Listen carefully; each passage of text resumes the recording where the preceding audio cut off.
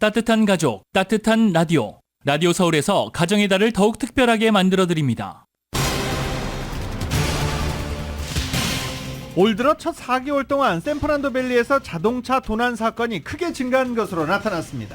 LA 카운티 정부가 코로나 팬데믹 기간에 렌트비 체납 등으로 어려움을 겪는 건물주들을 위해서 지원 프로그램을 재개했습니다. 메트로 지하철과 버스에서 무기 폭력 강도 사건이 발생했습니다. 주민들 불안 점점 더 커지고 있습니다. LA 카운티 공중보건국이 최근 노숙자들 사이에서 전염성에 강한 간질환 A형 감염 발병에 대해 조사에 나섰습니다. 바이든 대통령은 반도체와 전기차 등 핵심 산업 관련 중국산 제품에 대한 관세 인상을 발표하며 중국은 경쟁을 하는 게 아니라 부정행위를 하고 있다고 비판했습니다. 정춤은 입막음 돈의혹을 둘러싼 트럼프 전 대통령의 형사재판이 진행되고 있는 가운데 유력한 부통령 후보들이 잇따라 재판정을 찾으면서 충성 경쟁에 열을 올리고 있습니다. 최근 몇 주간 떠들썩했던 대학가의 가자전쟁 반대 시위가 애초 목적을 달성하지 못한 채 하나둘 텐트를 접고 있습니다. 바이든 행정부가 이스라엘에 10억 달러 규모의 추가 무기 지원을 추진하고 있습니다. 이스라엘의 무기 중단을 선언한 지 일주일 만에 정반대 기류가 감지되는 것입니다. 지난달 소매 판매가 인플레이션과 고금리 등의 영향으로 직전 3월과 같은 수준을 기록했다고 상무부가 밝혔습니다. 제롬 파월 연방준비제도 의장이 어제 금리 동결 가능성을 시사하자 세계 주가 지수는 사상 최고치로 치솟고 있습니다. 푸틴 러시아 대통령이 중국 국빈 방문을 계기로 미국 주도의 세계 질서에 맞서는 중국과 러시아의 무제한 파트너십 관계가 더욱 가속할 것이라는 전망이 나왔습니다. 캐나다 서부에서 걷잡을 수 없이 번지고 있는 산불로 인해 석유 생산 거점 도시인 엘버타주 포트 맥머리까지 위협받고 있습니다. 최근 단행된 검찰 고위직 인사 후폭풍이 한국의 제21대 국회 막판 여야 대치의 또 다른 뇌관으로 떠오르고 있습니다. 윤석열 대통령이 부처님 오신 날 봉축 법요식에 참석해서 올바른 국정을 펼치기 위해 최선을 다하겠다고 강조했습니다. LA 다저스의 오타니 선수가 샌프란시스코와의 경기에서 시즌 12호 홈런포를 터뜨리면서 팀의 10대2 대승을 이끌었습니다. NBA 플레이오프 경기에서 덴버와 뉴욕이 각각 미네소타와 인디애나를 꺾고 3승 2패로 앞서 나가기 시작했습니다. 오늘 뉴욕 증시는 상승 출발하고 있습니다. 오늘 현재 원달러 환율은 1369.1원입니다. 남가주 오늘도 오전에 흐리고 오후에 해가 나겠습니다. LA 한인타운의 낮 최고 기온은 68도로 예상됩니다. 이 시간 주요 뉴스는 하늘 위 호텔 세계 최대 항공기 아시아나항공 A380에서 차별화된 서비스를 만나보세요. 고국까지 편안하고 안전하게 모시는 아시아나항공 제공입니다. 여러분 안녕하십니까? 김윤정입니다. 안녕하십니까? 유지승입니다. 2024년 5월 15일 수요일 라디오 서울 모닝 뉴스 2부입니다. 건물주들도 힘들어하고 있습니다. 세입자들도 힘들어하고 있죠. 그런데 세입자 구제 대책은 상당히 많이 나왔었는데 그에 비해서 건물자들 구제 대책은 많지 않았었습니다.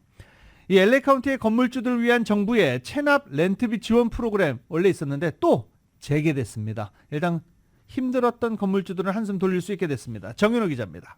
코로나 팬데믹으로 인해 렌트비가 체납돼 어려움을 겪는 건물주들을 위해서 LA 카운티 정부가 지원금 신청 접수를 받습니다. 신청 접수는 다음 주 월요일인 20일 오전 9시부터 오픈되며 마감은 6월 4일 오후 4시 59분입니다. 코로나 팬데믹 동안 체납된 렌트비로 인해 어려움을 겪은 건물주들은 한 유닛당 최대 3만 달러까지 지원금을 받을 수 있습니다. 지난 2022년 4월 이후에 체납된 렌트비가 있거나 건물을 운영하는 데 지출된 기타 경비에 대해서 지원을 받을 수 있습니다. 기금이 한정돼 있기 때문에 소진되기 전에 가능한 한 서둘러 신청하도록 당부했습니다. 자세한 사항은 웹사이트 lacounty.rentrelief.com에서 확인할 수 있습니다. 신청 접수 날짜가 가까워져 오면 관련 사이트가 오픈되고 오픈된 사이트에서 신청 양식 링크를 받을 수 있습니다. 카운티 정부와 협력 관계를 맺고 있는 각 지역 커뮤니티 파트너들도 신청 절차에 대한 무료 웨비나를 개최하거나 신청자들의 접수 절차를 도울 계획입니다. 프로그램에 대한 관련 문의는 전화 877-849-0770번으로 하면 됩니다. 라디오 서울 뉴스 정현호입니다. 올 들어서 샌프란도밸리 지역에서 자동차 도난 사건이 폭증한 것으로 나타났습니다. 이 소식은 이은 기자가 전해드립니다. 비영리 뉴스 매체인 크로스타운 LA의 통계에 따르면 샌퍼난도밸리는 올해 역대 최고 수준의 자동차 도난 건수를 기록했습니다. 올 들어 넉 달 동안 LAPD 지서 관할 지역에서 총 2,731건의 차 도난 사건이 보고되었는데 이는 지난해에 비해 28% 이상 늘어난 수치입니다. LA시 전역에서 코로나19 팬데믹 이후 차량 도난 건수가 급격히 늘어났습니다. 올 들어 넉 달 동안 LA시 전역에서는 8,043대의 자동차가 도난을 당했습니다. 지난 한 해 동안 LA시 전역에서 2만 5천 건 이상의 자동차 도난 건수가 보고되었는데 이는 팬데믹 이전 수치보다 64% 늘어난 수치입니다.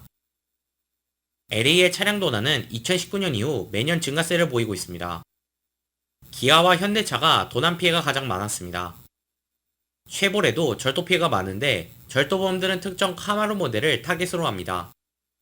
전미 보험 범죄국에 따르면 지난해 전국적으로 100만 대 이상의 차량이 도난을 당했는데 이는 전년에 비해 1% 늘어난 수치입니다. 절도범들은 자동차를 훔치기 위해 점점 더 정교한 방법을 사용하고 있어 자동차 도난 방지를 위해 보다 효과적인 전략을 개발이 필요할 것으로 지적되었습니다. 라디오 서울 뉴스 이은입니다. 메트로와 지하철, 이 메트로 지하철과 버스에서 잇따라 칼부림 사건이 발생했습니다. 메트로에서 끊이지 않는 사건 사고로 이용객들이 굉장히 불안해하고 있습니다. 보도국 연결합니다. 메트로에 따르면 13일 밤 9시 사우스 LA 지역 메트로 그린라인역 엘리베이터 안에서 여성 탑승자 한 명이 괴한이 휘두른 칼에 찔려 병원으로 옮겨졌습니다. 사건은 버몬트 애브뉴와 105번 프리웨이를 따라 운행되는 메트로 역에서 발생했으며 여성은 팔 부위에 자상을 입었습니다. 용의자는 사건을 저지른 후 열차에 올라 현장을 도주했습니다. 용의자는 검은색 복장을 하고 호선과 레녹스 역으로 향하는 서행 열차에 몸을 실은 것으로 알려졌습니다. 앞서 13일 밤 7시 30분에는 글렌데일 지역 메트로 버스에서 강도 사건 끝에 칼부림이 발생했습니다. 글렌데일 지역 웨스트 로즈 펠리츠 로드와 사우스 센트럴 애브뉴 지점에서 메트로 버스 안에 타고 있던 10대 청소년 3명이 버스 안에서 10대 청소년 1명의 백팩을 강탈한 후 피해자를 칼로 찔렀습니다. 운전사의 신고를 받고 사건 현장 주변에 있던 경관이 버스에 올라타 용의자 2명을 제압해 구금했습니다. 나머지 용의자 1명은 도주했습니다. 칼에 찔린 피해자는 병원으로 옮겨졌으며 생명의 지장은 없는 상태입니다. 최근 메트로 지하철과 버스에서 칼부림이 잇따라 발생해 탑승객이 숨지는가 하면 버스 운전사와 탑승객이 부상을 입는 등 끔찍한 사건이 잇따라 이용자들과 버스 운전사들이 불안에 떨고 있습니다. 라디오 서울 보도국 뉴스룸입니다. LA 카운티 공정보건당국이 노숙자들 사이에서 전염성에 강한 간질환 A형 간염 발병 여부에 대해서 조사에 나섰습니다. 역시 보도국 연결합니다. LA 타임즈는 보건국을 인용해 LA 카운티 노숙자들 사이에서 지난 3월 중순부터 지금까지 5건의 A형 간염 사례가 보고되었다고 밝혔습니다. A형 간염은 증상이 채 나타나기도 전에 사람들 사이에 퍼질 수 있는 바이러스입니다. 주로 감염된 사람들의 대변과 혈액에서 감염 여부가 드러나는데 증상은 발열, 메스꺼움, 구토, 복통, 설사, 어두운 소변 등입니다. 노숙자들의 경우 손을 씻거나 화장실을 이용하는 것이 여의치 않기 때문에 A형 간염에 감염될 위험이 더 높습니다. 보건국은 잠재적으로 A형 간염에 노출될 위험이 있는 홈리스 캠프나 임시 쉘터에서 노숙자들에게 무료 A형 간염 백신을 제공하고 있습니다. 보건국은 의료와 노숙자 서비스 제공업체와 긴밀히 협력 중입니다. 일반 주민들에게도 백신을 접종하고 화장실을 사용한 후 반드시 손을 씻도록 당부했습니다.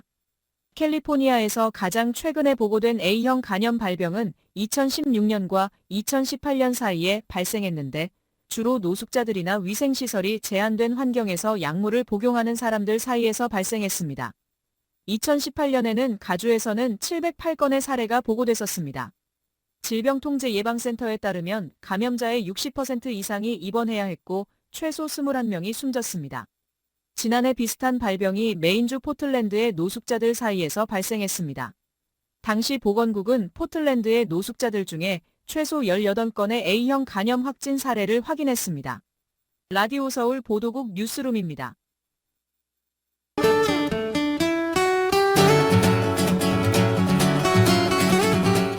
5월 15일 수요일 남겨져의 날씨입니다. 오늘 아침 출근길도 흐린 하늘로 시작하고 있습니다. 오후 한때 해가 나겠고 낮 기온은 어제보다 2, 3도가량 더 내려앉아서 이번 주 중에 오늘이 가장 낮은 기온을 기록하겠습니다. 목요일인 내일도 오전에 흐리고 오후 한때 맑아지겠고 낮 기온 비슷하게 유지되겠습니다. 금요일과 주말에도 오늘 같은 패턴이 반복되는 가운데 낮 기온은 1, 2도가량씩 높아져서 주말에는 점차 예년 기온에 가까워지겠습니다. 한편 다음 주 월요일 아침 한때 지역에 따라 이슬비가 내릴 것으로 전망되고 있습니다. LA 한인타운의 오늘 낮 최고 기온 68도, 밤 최저 기온은 58도, 오렌지 카운티 지역은 69도, 59도, 델리와 일랜드 엠파이어 지역 72도, 55도, 해안 지역은 63도, 57도로 예상됩니다. 한국 오늘 부분적으로 비가 내리다가 점차 그치겠습니다. 서울의 오늘 아침 최저 기온 48도, 낮 최고 기온은 69도 예상됩니다.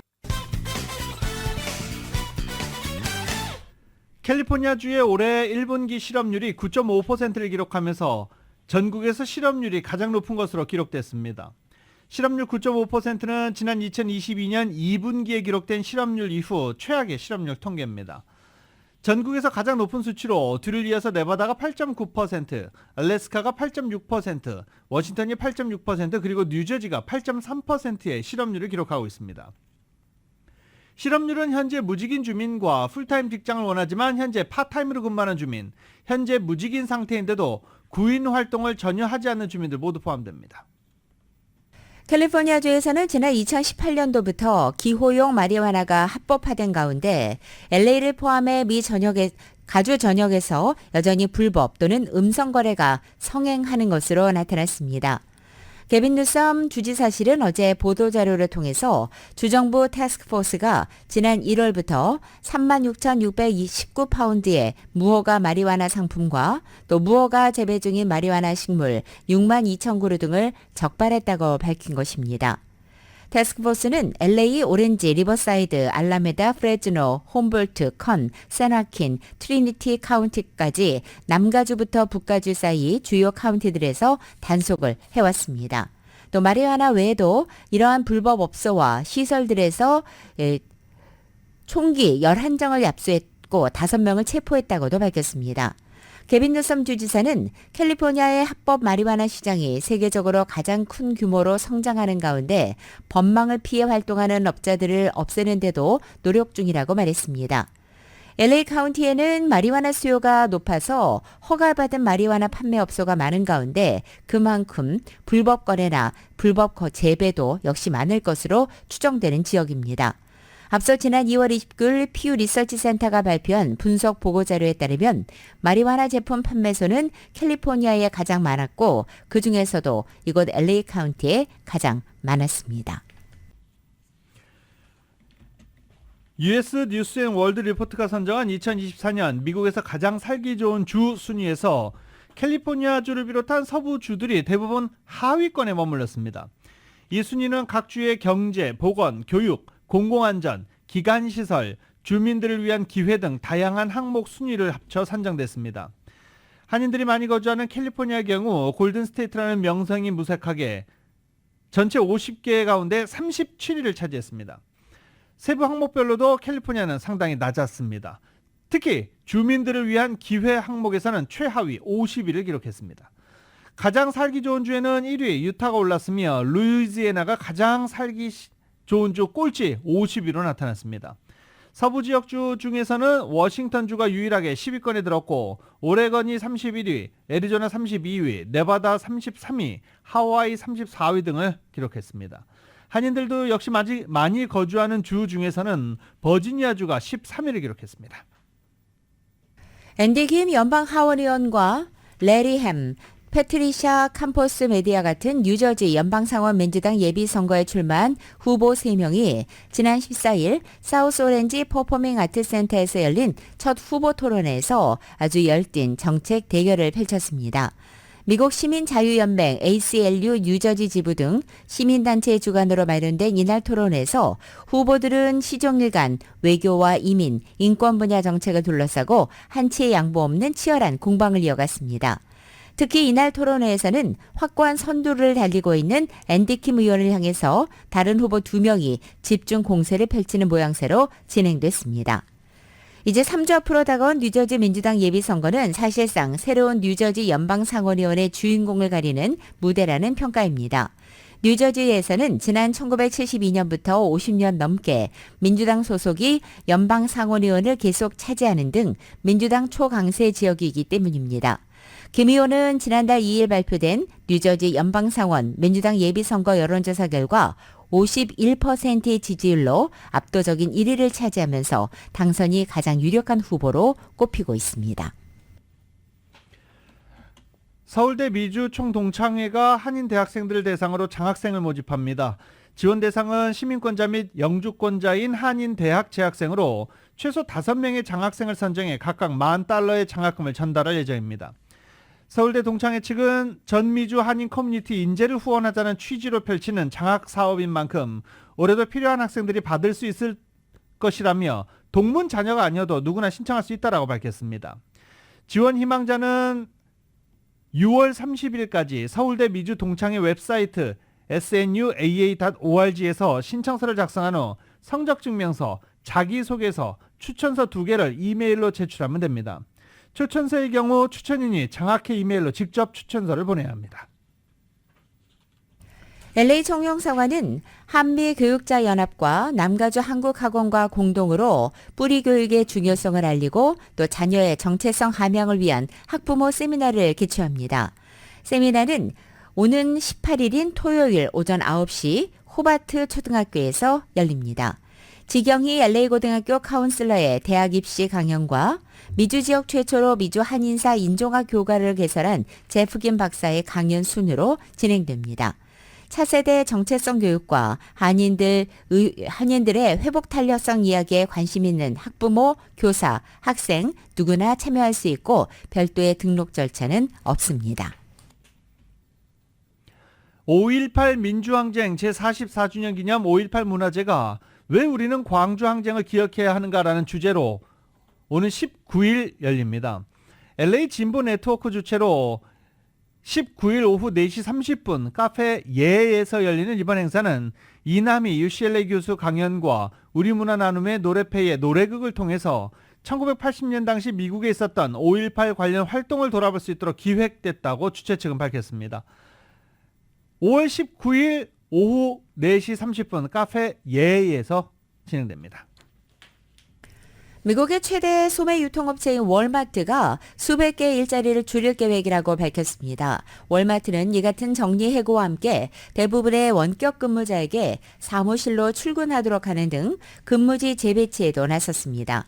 월마트는 미국 내 최대의 고용주로 소속 근로자가 160만 명에 이릅니다. 이들 대부분은 매장과 창고에서 일하고 있으며 앞서 월마트는 지난 5년간 문을 열었던 51개의 건강 클리닉을 모두 폐쇄할 계획이라고도 밝힌 바 있습니다. 불법 도박 채무를 갚으려고 프로야구 슈퍼스타 오타니 쇼헤이의 돈에 손을 댄 혐의로 기소된 이 전통 역사 미츠하라 이베이가 법원에서 혐의를 부인했습니다. 하지만 이는 소송을 진행하기 위한 형식적인 절차이며 미츠하라는 이미 연방검찰과 유죄 인정 및 형량 협상에 합의한 바 있다라고 덧붙였습니다. 보도에 따르면 미츠하라는 LA 연방법원에서 열린 기소인부 심리에서 은행 사기와 허위 소득 신고 혐의를 인정하지 않았습니다. 그러나 추후 유죄를 인정할 계획이라고 밝혔습니다. 법원에서 혐의를 부인하는 것은 소송을 진행하기 위한 형식적인 절차다라고 설명을 했는데 실제로 미츠하라 측은 유무죄 판결을 위한 대배심 회부 권리를 포기했고 심리 역시 5분도 채 지나지 않아서 끝났습니다. 미츠하라는 자신의 스포츠 도박 빚을 변제하기 위해서 오타니 은행 계좌에서 약 1,700만 달러를 빼내 이체하면서 은행 측이 이를 승인하도록 거짓말을 한 혐의로 지난달 기소됐습니다. 공항에 도착한 미국 여객기에서 갑자기 불꽃이 터지자 승객들이 혼비백산 탈출한 사건이 발생했습니다. 미국 내 화재 소식을 KBS가 보도합니다. 미국 시애틀 타코마 국제공항에 도착한 여객기가 터미널 게이트 쪽으로 진입합니다. 승객들의 하차를 위해 이동 통로도 바로 연결되는데요.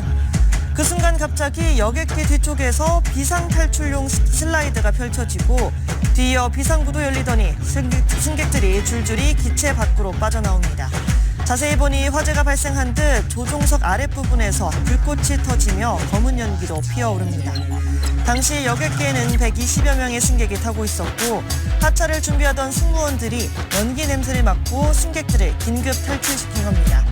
무사히 도착했다고 안심하던 승객들은 도착 몇 분 만에 필사의 탈출을 해야 했는데요. 다행히 탑승자 모두 사고기에서 제때 탈출해 부상자는 없었다고 합니다. 공항 측은 착륙 과정에서는 문제가 없었으나 터미널 전기 라인에 항공기를 연결한 후 문제가 발생했다고 전했는데요.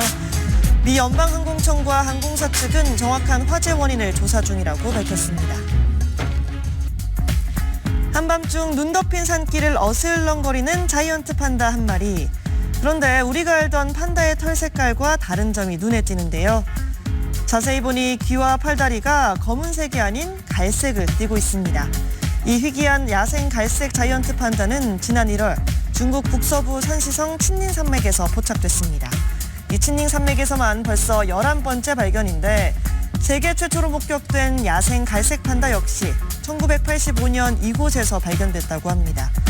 특히 이번 갈색 판다는 2018년 이후 6년 만의 발견이라 더욱 학계에 관심이 쏠리고 있는데요. 연구진은 유전자 해독 결과 색소 침착과 관련된 일부 염기 서열이 빠지면서 갈색 자이언트 판다 같은 돌연변이가 탄생한 걸로 보고 있다며 정확한 원인을 파악하려면 추가 연구가 필요하다고 덧붙였습니다. 지금까지 이슈 SNS였습니다.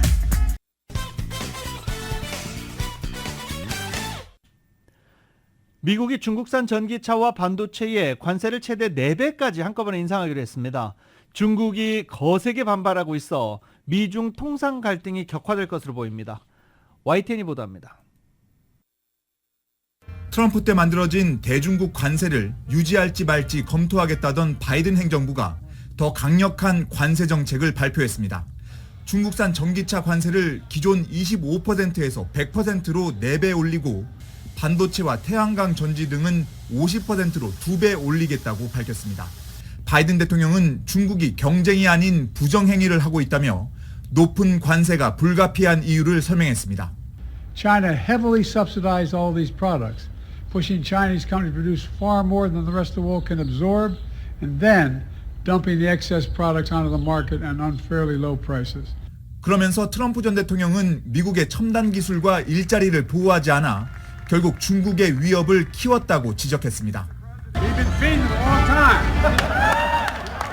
법정으로 향하던 트럼프 전 대통령은 자신의 대중국 관세를 바이든이 4년 뒤에야 쫓고 있다며 여전히 미흡하다고 평가했습니다.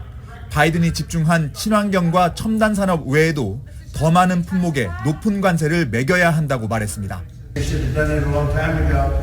But they've also got to do it on other vehicles, and they have to do it on a lot of other products, because China's eating our lunch right now. 중국 정부는 추가 관세를 취소하지 않으면 필요한 모든 조처를 할 것이라고 경고했습니다. 我们要告诉大家的是，中方一贯反对违反世贸规则、单方面加征关税，将采取一切必要措施维护自身正当权益。 WTO 제소와 히토류 등에 대한 수출 통제 등 보복 조치를 예고한 것으로 관측됩니다. 4년 전만 해도 트럼프의 고율 관세를 국민에 대한 세금이라고 비판했던 바이든. 미국 언론들은 결국 중국 때리기가 표에 도움이 된다고 판단한 것이라고 분석했습니다. 워싱턴에서 YTN 권중규입니다.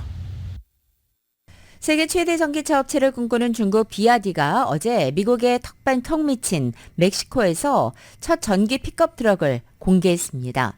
비아디는 애초 이날을 신차 공개일로 예고한 바 있지만 공교롭게도 미국 정부의 중국산 전기차에 대한 관세를 100%로 현재보다 4배 수준으로 대폭 인상한다고 발표한 것과 맞물리면서 더 큰 주목을 받았습니다. 비아디는 픽업 트럭인 샤크를 앞세워서 포드, 제너럴 모터스, 토요타에서 점유한 픽업 트럭의 시작의 입지를 강화한다는 방침입니다. 이 업체가 중국 외 지역에서 신차를 출시한 것은 이번이 처음입니다. 캐서린 타이 무역대표부 대표는 전기차 등 중국산 일부 수입품에 대한 세부 관세 인상 계획을 다음 주에 발표할 방침이라고 확인했습니다. 우려가 제기되는 멕시코에서 생산된 중국산 전기차에 대해서는 별도 조치 방침을 시사했습니다.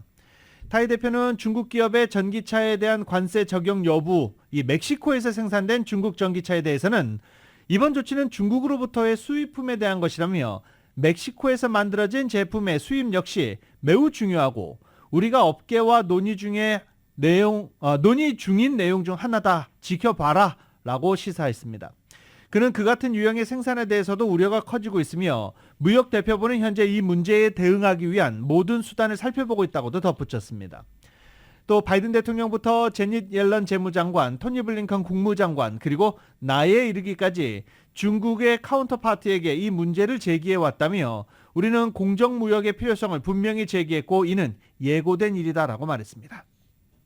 제롬 파월 연준 의장은 어제 올해 들어 예상 수준을 웃돌게 나타난 인플레이션의 지표가 다시 낮아질 것으로 기대한다고 밝혔습니다.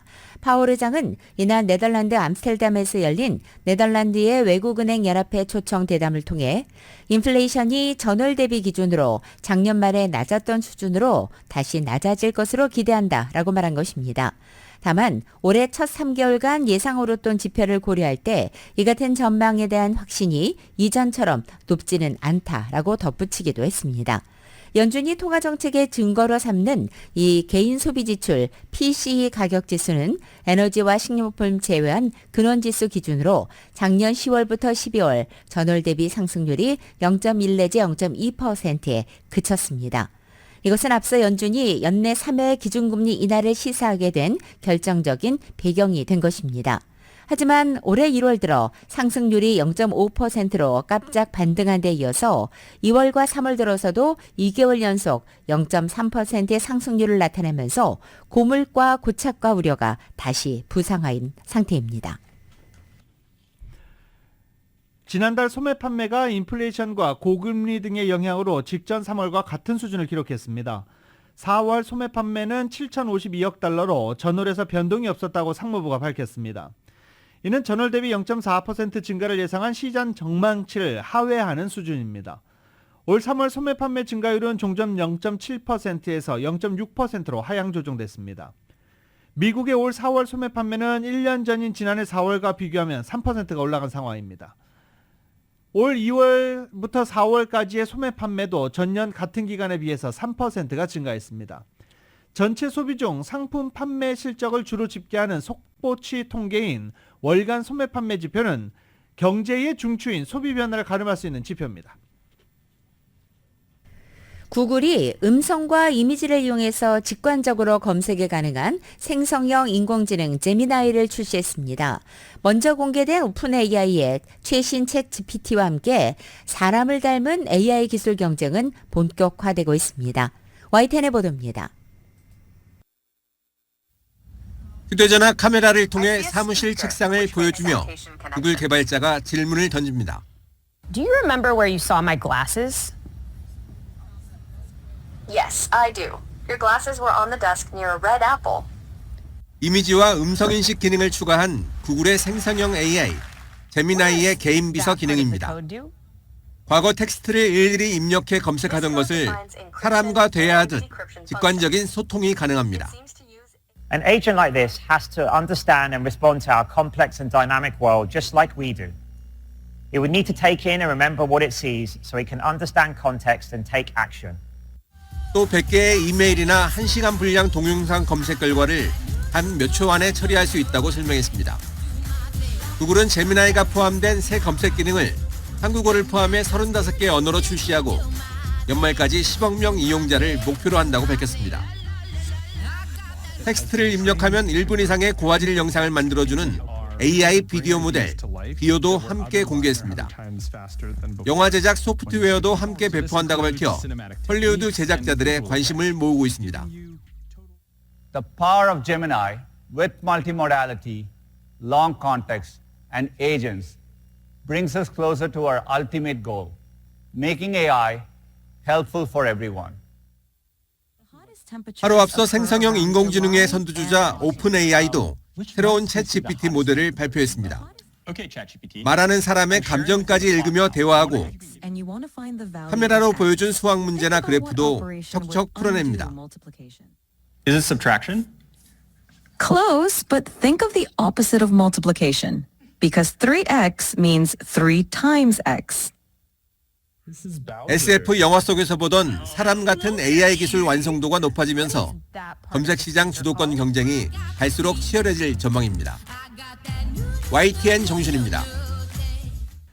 이 주업이 유튜버, 아니면 틱톡 뭐라 그러나요? 틱토커 뭐 이렇게 얘기를 하나요? 아무튼 이 소셜 네트워크의 생계를 의존하는 사람들 지금 상당히 많습니다. 많은 젊은 친구들도 그렇죠. 그런데 이 틱톡에 컨텐츠를 올리는 사람들이 최근 제정된 일명 틱톡 강제 매각법이 헌법이 보장한 표현의 자유를 침해한다며 정부를 상대로 소송을 제기했습니다. 이 소송을 제기한 사람들, 틱톡의 생계를 의존하고 있는 사람들입니다. 틱톡 크리에이터 8명은 워싱턴 DC 항소법원에 이 같은 내용의 소송을 제기했습니다. 크리에이터들이 문제 삼은 법은 틱톡 모회사인 중국 기업 바이트댄스가 틱톡의 미국 사업권을 매각하지 않을 경우 미국 내 서비스를 금지하도록 법으로 만든 바이든 대통령이 지난달 서명한 법입니다. 이 법은 중국이 틱톡을 통해 미국인의 민감한 정보를 수집하거나 여론에 부당한 영향력을 행사할 수 있다는 초당적 공감대 속에 의회를 통과했습니다. 소송을 제기한 크리에이터들은 8개 주 출신으로 성폭력, 정치, 성경, 스포츠, 뷰티, 패션 등 다양한 소지에 대한 영상을 틱톡에 올려왔었습니다. 이들은 틱톡이 자기를 표현하는 데 필수적인 수단이며 수백만 명과 소통하고 생계를 이어가는 데 틱톡에 의존하고 있다라고 워싱턴 포스트에 밝혔습니다. 이들은 인스타그램이나 유튜브, X 등 다른 플랫폼을 시도해봤지만 사람들에게 닿을 수 있는 능력 면에서는 틱톡을 따라갈 수 없다라고 주장하고 있습니다. 바이든 대통령 재선 캠프도 틱톡을 사용하고 있다라는 점도 지적했습니다. 미국에서 동영상 스트리밍 업계 내에 경쟁이 치열해지고 있는 가운데 업체들끼리 손을 잡고 묶음 상품, 번들을 출시해서 가입자를 확보하려는 움직임이 확산되고 있습니다. NBC 유니버설을 소유한 컴캐스트는 자사의 케이블 방송, 인터넷 서비스 가입자를 대상으로 NBC 유니버설의 스트리밍 플랫폼인 피콕과 넷플릭스, 애플 TV 플러스를 묶음 상품으로 이달 내에 출시하겠다는 계획을 어제 밝힌 것입니다. 자사의 케이블 TV나 인터넷 가입자들이 각각의 스트리밍 서비스를 따로 구독할 때보다 저렴한 가격으로 각 플랫폼의 컨텐츠를 모두 볼 수 있게 하겠다는 것입니다. 컴캐스트는 묶음 상품의 가격을 명확히 밝히지는 않았지만 시장에 나와 있는 그 어떤 상품보다 훨씬 할인된 가격에 제공하겠다고 밝혔습니다. 컴캐스트의 이 같은 묶음 상품은 이미 버라이전이 이미 제공 중인 상품과 비슷할 것으로 전망됩니다. 버라이전은 현재 자사의 인터넷망을 통해서 넷플릭스와 HBO의 스트리밍 서비스 맥스를 함께 이용할 수 있는 상품을 판매하고 있습니다. 최근 몇 주간 떠들썩했던 대학가의 가자전쟁 반대 시위 하나둘 텐트를 잡고 있습니다. 블룸버그 통신 등에 따르면 최근 텐트 농성을 접은 노스웨스턴 대학교, 브라운 대학교에 이어서 현재 하버드 대학교도 반전 시위대가 농성 현장을 정리하고 있습니다.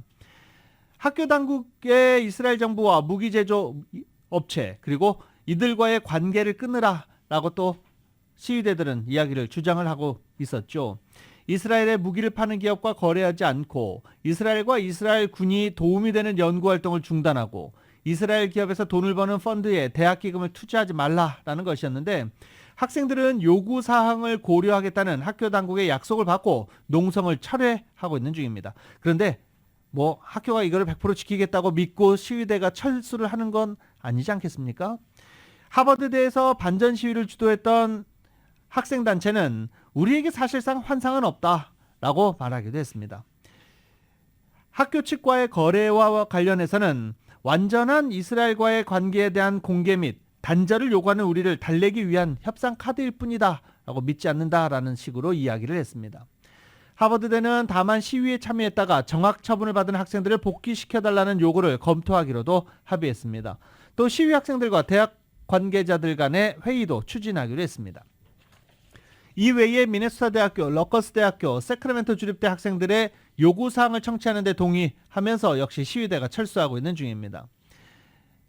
노스 이스턴 대학교의 제니 스티븐스 교수는 과거 남아프리카 공화국 철폐를 외치며 남아공과 관계를 끊으라고 요구했던 대학가 시위와 비교하면서 시위 초기 학생들 목소리에 귀를 기울이진 않았지만 압력이 가중되자 학교 측이 학생들과 만나 이를 고려하기 시작했다라면서 이번 시위를 평가하기도 했습니다.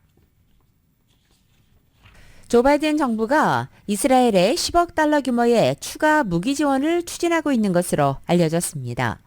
월스트리트저널은 미국 정부와 의회 관계자들을 인용해서 바이든 정부가 어제 의회에 이스라엘과의 신규 무기 거래를 추진 중이라 통보했다고 전한 것입니다. 정부가 이스라엘의 폭탄 선적을 중단했다고 확인한 지 일주일도 되지 않아서 나온 정반대 기류입니다. 신규 지원안에는 7억 달러 규모의 전차 탄약, 그리고 5억 달러 규모의 전술 차량, 그리고 6천만 달러의 박격 포탄 등의 이전안이 포함됐습니다. 미국의 무기 수출 통제법에 따르면 정부는 특정 규모 이상의 무기를 다른 나라에 판매할 때는 그 계획을 사전에 알려야 합니다. 일반적으로 국무부가 먼저 상하원 외교위원회에 판매 가능성에 대한 정보를 제공하고 이후에 공식적으로 의회에 통보하게 됩니다. 월스트리트저널은 지원안이 올봄 초부터 검토됐다고 전했습니다. 이번 지원안이 승인돼 실제로 무기가 이전되기까지는 추가 단계들이 남아 있습니다. 이스라엘 추가 지원과 관련해 월스트리트저널은 바이든 정부가 베냐민 네타냐후 이스라엘 정부와의 균열이 깊어지는 것은 꺼리고 있다는 것을 보여주는 것이라고 짚었습니다. 미국 당국자들은 팔레스타인 민간인 피해를 우려해 가자 지구 최남단 라파에서 이스라엘의 전면전 강행을 반대한다고 강조했지만 이를 저지하기 위해 실제 행동으로 보여준 것은 폭발성 탄약 11송을 일시 중단한 것에 그친 셈이 되는 것입니다.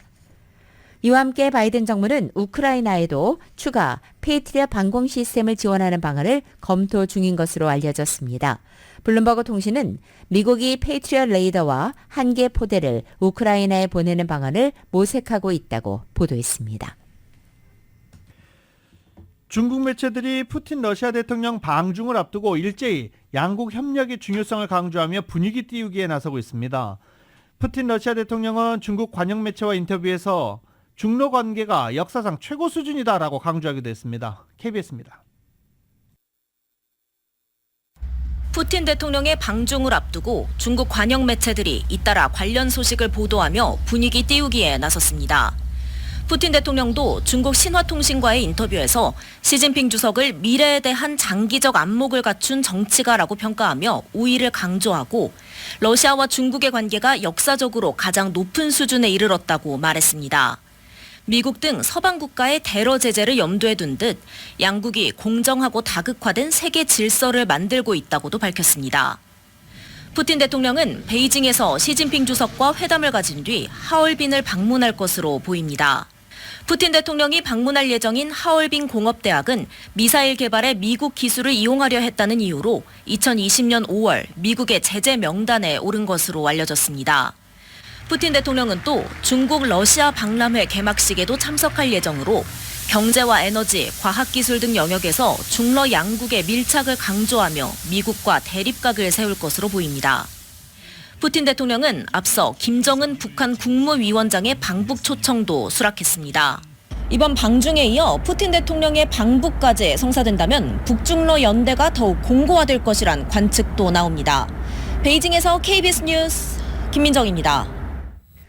이번엔 프랑스로 가보겠습니다. 프랑스에서 수감자를 이송하던 호송 차량이 무장기한들의 공격을 받았습니다.